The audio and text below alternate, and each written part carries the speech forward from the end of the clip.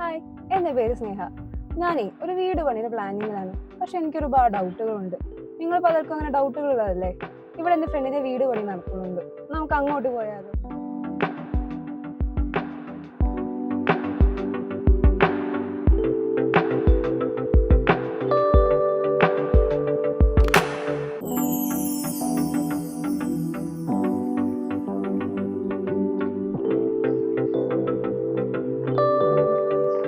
ഇതാണ് എൻ്റെ ഫ്രണ്ടിന്റെ വീട്.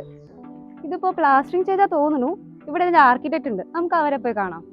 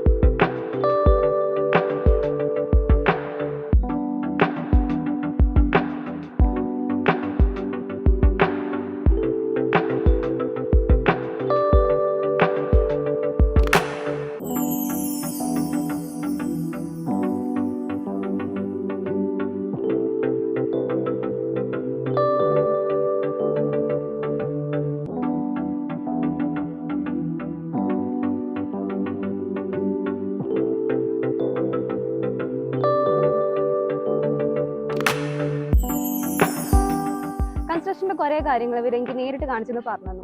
നമുക്കിനെ കുറച്ചും ഡീറ്റെയിൽ ആയിട്ട് മനസ്സിലാക്കാൻ ഇവരുടെ ഓഫീസിലേക്ക് പോകാം.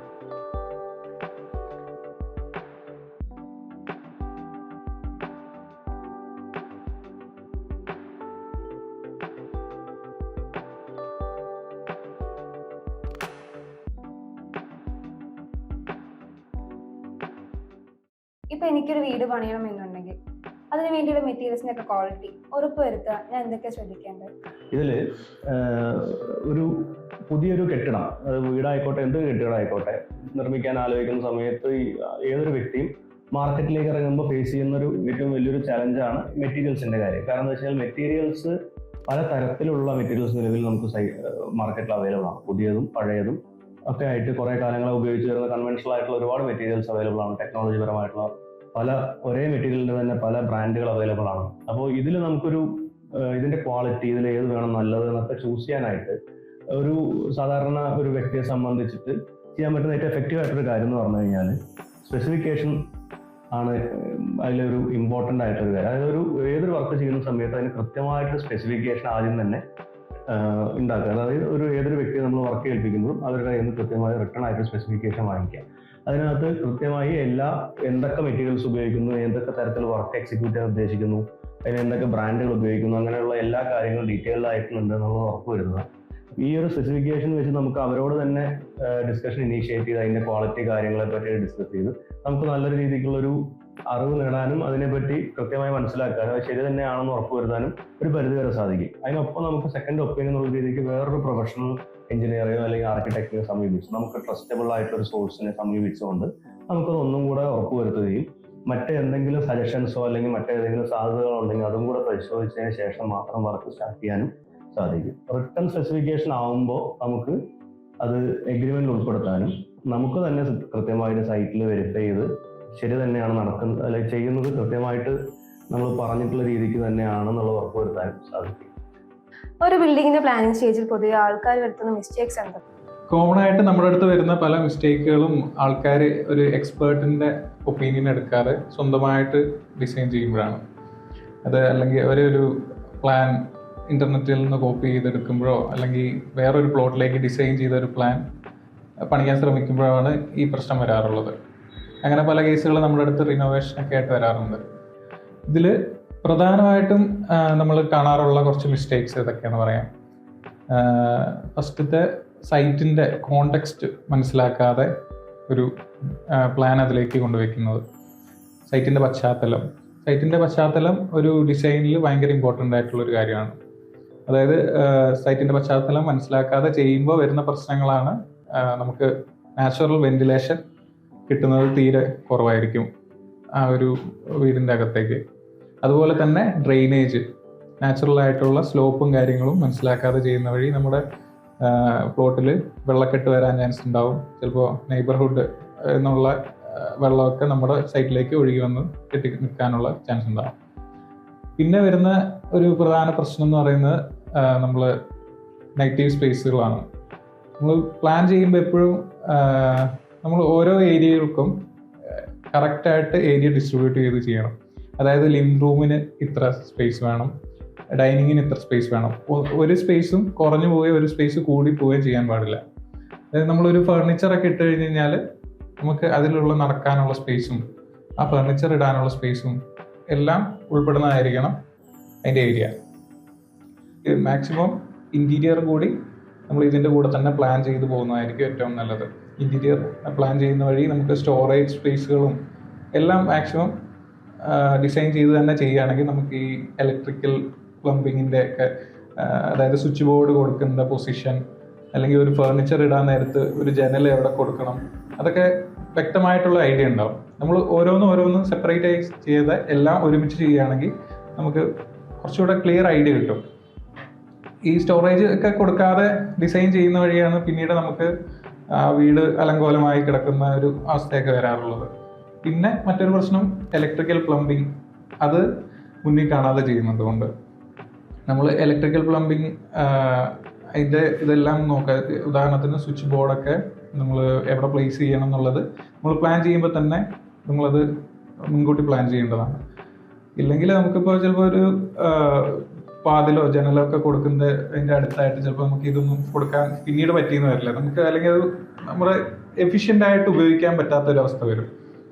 പിന്നെ മറ്റൊരു പ്രധാന പ്രശ്നം ബഡ്ജറ്റിൻ്റെയാണ്.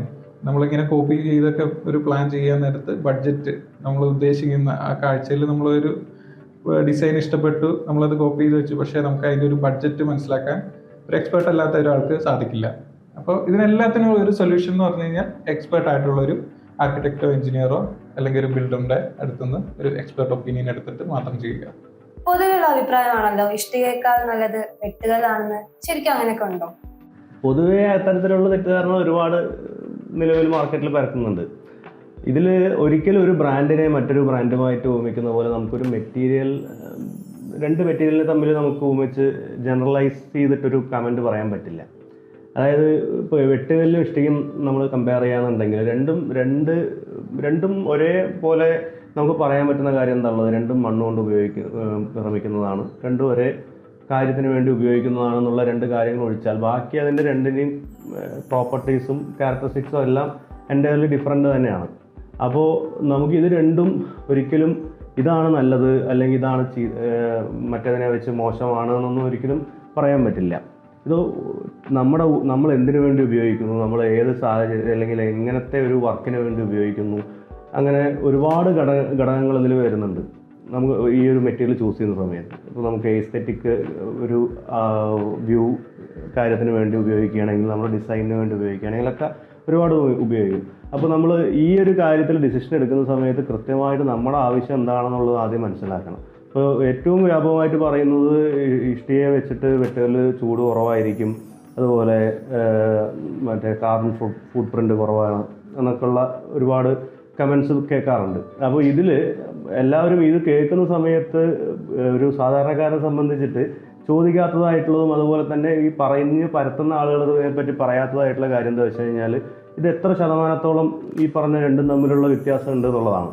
ഇപ്പോൾ ഇഷ്ടിക എത്ര ശതമാനം കൂളിംഗ് എഫക്റ്റ് അല്ലെങ്കിൽ ഇത് കുറവാണോ കൂടുതലാണോ എന്താണെന്നുള്ള അതിൻ്റെ ഒരു കാര്യം ആരും സംസാരിക്കാറില്ല.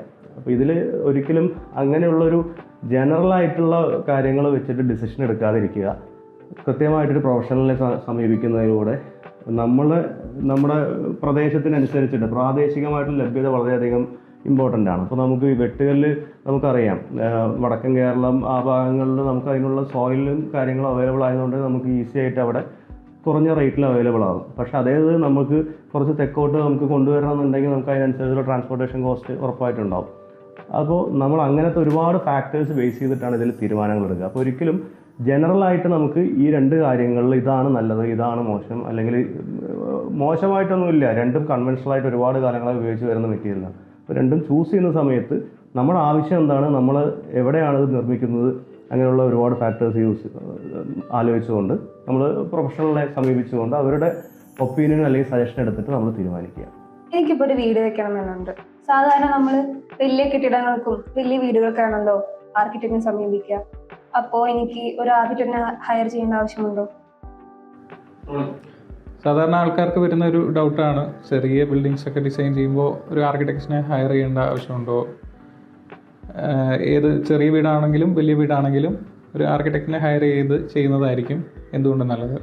കാരണം അവരെപ്പോഴും കൂടുതൽ അപ്ഡേറ്റഡ് ആയിരിക്കും പുതിയ നിർമ്മാണ രീതികളുമായിട്ട്. പിന്നെ അവർക്ക് സ്പേസ് മനസ്സിലാക്കാനും മാക്സിമം യൂട്ടിലൈസ് ചെയ്ത് ചെയ്യാനും ഉള്ള സ്കില്ലുണ്ടാവും. പിന്നെ ഒരു ചെറിയ പ്ലോട്ടുകളൊക്കെ ആകുമ്പോൾ നമുക്ക് ഡിസൈൻ ചെയ്യാനുള്ള ബുദ്ധിമുട്ട്, ചലഞ്ചുകൾ കൂടുകയാണ് ചെയ്യുന്നത്. അപ്പോൾ ഏറ്റവും കൂടുതൽ എഫിഷ്യൻ്റായിട്ട് ചെയ്യണമെങ്കിൽ അതിനെപ്പറ്റി റിസർച്ച് ചെയ്ത് പഠിച്ച് അതിന് മാക്സിമം വെന്റിലേഷനും ലൈറ്റിങ്ങും ഒക്കെ കിട്ടുന്ന രീതിയിൽ ഏറ്റവും ഫങ്ഷണലായിട്ട് ഡിസൈൻ ചെയ്യാൻ ആർക്കിടെക്ചറിന് സാധിക്കും. ഇതൊരു ടൈലറിങ് പോലെയാണ്. നമുക്ക് വലിയ ബഡ്ജറ്റ് ആണെങ്കിലും ചെറിയ ബഡ്ജറ്റ് ആണെങ്കിലും അത് എങ്ങനത്തെ ടൈപ്പ് ആണെങ്കിലും നമുക്ക് ഒരു ഡ്രസ്സ് ഡിസൈൻ ചെയ്താൽ നമുക്ക് പാകമാണെങ്കിൽ നമ്മൾ നല്ലൊരു ടൈലറിന് എടുത്ത് കൊടുക്കണം. അതുപോലെയാണ് ബിൽഡിങ്ങിൻ്റെ കാര്യത്തിൽ ആർക്കിടെക്റ്റിനെ ഹയർ ചെയ്യുന്നതുകൊണ്ട് നിങ്ങൾക്ക് കിട്ടുന്നത്. നിങ്ങളുടെ പാകത്തിന് നിങ്ങൾക്ക് സ്യൂട്ടാവുന്ന രീതിയിൽ ഒരു ബിൽഡിങ് നിങ്ങൾ നല്ല രീതിയിൽ ഒരു ആർക്കിടെക്റ്റുമായിട്ട് കമ്മ്യൂണിക്കേറ്റ് ചെയ്ത് ചെയ്യുകയാണെങ്കിൽ നിങ്ങൾക്ക് നല്ലൊരു ഡിസൈൻ ചെയ്ത് കിട്ടും. മോഡേൺ കൺസ്ട്രക്ഷൻ രീതികളിൽ നമ്മുടെ ഈ വാസ്തുശാസ്ത്രത്തിനൊക്കെ എന്തെങ്കിലും ഇമ്പോർട്ടൻസ് ഉണ്ടോ? വാസ്തുശാസ്ത്രം എന്ന് പറയുന്നത് നമ്മുടെ നാട്ടിൽ നൂറ്റാണ്ടുകളായിട്ട് നമ്മൾ തുടർന്ന് വന്ന ഒരു നിർമ്മാണ രീതിയാണ്. ഇതിലെ കുറച്ച് വാസ്തുശാസ്ത്രപരമായ കുറച്ച് റൂൾസ് ഫോളോ ചെയ്തിട്ടുള്ള നിർമ്മാണ രീതിയാണ്. ഇതിൻ്റെ പ്രധാന പ്രിൻസിപ്പിൾ എന്ന് പറയുമ്പോൾ പഞ്ചഭൂതങ്ങൾ, ഒരു എനർജി സെൻട്രിക് ആയിട്ടുള്ള സ്പേസുകൾ, ഓരോ ദിശകളിലേക്കുള്ള അലൈൻമെൻറ്റ്, പിന്നെ ഇതിൻ്റെ അളവുകൾ തന്നെ വ്യത്യാസമുണ്ട്. അതിൽ പറയുന്നത് നമ്മുടെ ഡിഫറെൻ്റ് ആയിട്ടുള്ള ഒരു യൂണിറ്റാണ്, കോല് വെച്ചിട്ടാണ് ആ വാസ്തുവിൽ പറയുന്നത്. വാസ്തുവിൽ തന്നെ പല കാര്യങ്ങളും സയൻറ്റിഫിക് ആയിട്ടുണ്ട്, ചില കാര്യങ്ങൾ വിശ്വാസപരമായിട്ടുള്ള ഇതുണ്ട്. കാരണം പണ്ട് തൊട്ടേ ഉള്ളൊരു ശാസ്ത്രമായതുകൊണ്ട് എല്ലാം വിശ്വാസത്തെ കൂട്ടിയിണക്കിയിട്ടുള്ള കുറേ റൂൾസ് ഉണ്ട്. ഇതിൽ സയൻറ്റിഫിക് ആയിട്ടുള്ള പല കാര്യങ്ങളുണ്ട്. അതിൻ്റെ ഒരു എക്സാമ്പിളാണ് ഈ സൗത്ത് വെസ്റ്റ് ഡയറക്ഷൻ ആണ് നമ്മുടെ നാട്ടിൽ കാറ്റ് വരുന്നത്. അപ്പോൾ ഈ സൈഡിൽ അതിൻ്റെ കുക്കിംഗ് വരണം എന്നുള്ളത്. കാരണം പണ്ടൊക്കെ അടുപ്പായിരുന്നു, അപ്പോൾ ഉള്ളിലേക്ക് തീ പടരാതിരിക്കാൻ വേണ്ടിയിട്ട് ഈ സൈഡിൽ അടുപ്പ് പ്ലേസ് ചെയ്യുക എന്നുള്ളത്. അതേപോലെ പല കാര്യങ്ങളും സയൻറ്റിഫിക് ആയിട്ടുള്ള കാര്യങ്ങളാണ് വാസ്തുവിലുള്ളത്. ചില കാര്യങ്ങളൊക്കെ വിശ്വാസപരമായി മാത്രമുള്ളതാണ്. മോഡേൺ ആർക്കിടെക്ചറിലേക്ക് വരാൻ നേരത്ത് മോഡേൺ ആർക്കിടെക്ചറിൽ കൂടുതലും കംഫർട്ടും ഫങ്ഷണാലിറ്റി, അതാണ് മെയിനായിട്ട് അതിൻ്റെ പ്രിൻസിപ്പിൾ. ഇതിൽ മോഡേൺ ആർക്കിടെക്ചർ വരുമ്പോൾ കൂടുതൽ ഫ്ലെക്സിബിളാണ്. പുതിയ മെറ്റീരിയൽസ്, പുതിയ സയൻറ്റിഫിക് ആയിട്ടുള്ള പല സ്റ്റഡീസിനനുസരിച്ച് കൂടുതൽ ലോജിക് ആൻഡ് റീസണിങ് വെച്ചിട്ട് ചെയ്യുന്ന ഡിസൈനിങ് ആണ്. വാസ്തുവിലേക്ക് വരാൻ നേരത്ത് ആൾക്കാർ കൂടുതലും അന്ധമായിട്ടുള്ള ഒരു വിശ്വാസം കാരണം വീടിൻ്റെ ഫങ്ഷണാലിറ്റിയിൽ കോംപ്രമൈസ് ചെയ്യേണ്ടി വരാറുണ്ട്. പക്ഷേ വാസ്തുവിൽ തന്നെ കുറേ സയൻറ്റിഫിക് ആയിട്ടുള്ള വശങ്ങളുണ്ട്. അത് ലോജിക്കലി മനസ്സിലാക്കുന്ന ഒരു ഡിസൈനർക്ക് ഇത് രണ്ടും കൂടി ഒരുമിച്ച് കൊണ്ടുപോകാൻ സാധിക്കും. ഏത് രീതിയിൽ ഫോളോ ചെയ്ത് പോവുകയാണെങ്കിലും മെയിനായിട്ട് നമുക്ക് നോക്കേണ്ടത് നമ്മുടെ വീടിൻ്റെ ഫങ്ഷണാലിറ്റി കോംപ്രമൈസ് ചെയ്യാതിരിക്കുക.